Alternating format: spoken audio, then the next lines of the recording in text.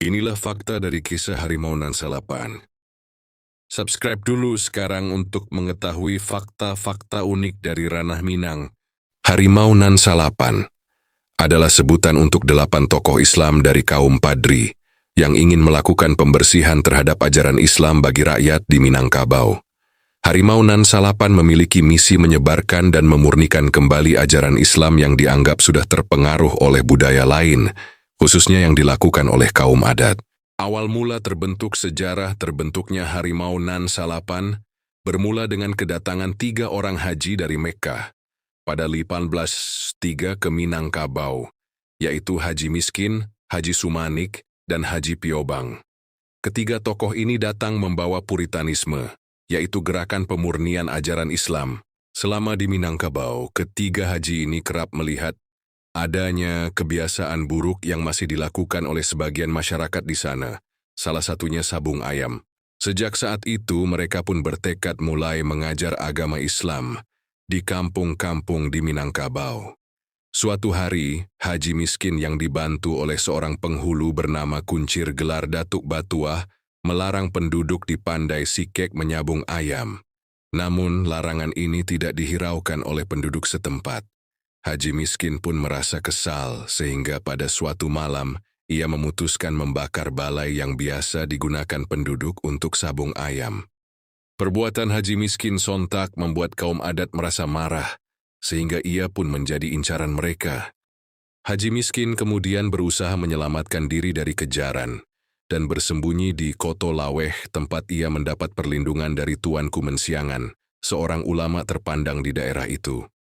Beberapa hari setelahnya, kaum adat datang ke dekat Balai Panjang, Pasar Kota Laweh, dan terlibat pertengkaran dengan orang-orang yang bersimpati pada Haji Miskin. Haji Miskin kemudian kembali melarikan diri ke daerah Kamang. Di sana, ia bertemu dengan Tuanku Nan Renceh.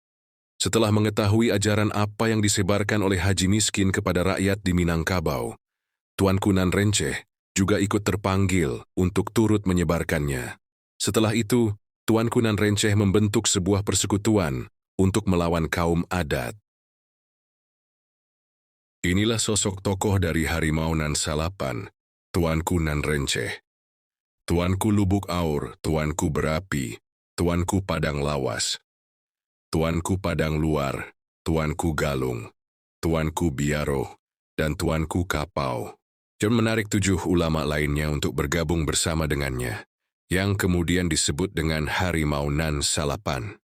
Sebelum bergerak, Harimau Nan Salapan lebih dulu bermusyawarah dengan guru mereka, yaitu Tuanku Nan Tuo.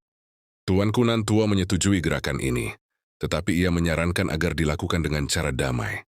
Baginya, melakukan pembaruan dengan cara yang keras tidak akan berhasil. Justru hanya akan menimbulkan perlawanan yang keras pula. Sayangnya, sikap lembut yang dimiliki Tuanku Nan Tuo tidak sesuai dengan karakter Harimau Nan Salapan, sehingga ia tidak dipilih untuk menjadi pemimpin dari kelompok ini. Tuanku Mensianganlah yang kemudian ditunjuk sebagai pemimpin Harimau Nan Salapan. Di sisi lain, kaum adat juga tidak tinggal diam. Mereka mengadakan sebuah pesta sabung ayam di Kampung Batipu, Sungai Puar, dengan maksud menghina kaum Padri, kaum golongan Harimau Nan Salapan. Kaum adat dikenal sebagai kelompok masyarakat di Minangkabau yang memiliki kebiasaan buruk dan bertentangan dengan ajaran Islam, seperti sabung ayam dan berjudi. Oleh sebab itu, Harimau Nan Salapan meminta kaum adat lebih mengikuti syariat Islam. Akibatnya, terjadi pergolakan antara kaum adat dengan kaum Padri, yang dikenal dengan sebutan Perang Padri 1803 sampai 1838. Awalnya, Perang Padri merupakan perang saudara antara kaum adat dengan kaum Padri. Namun pada akhirnya kedua golongan ini secara bersama-sama melawan Belanda.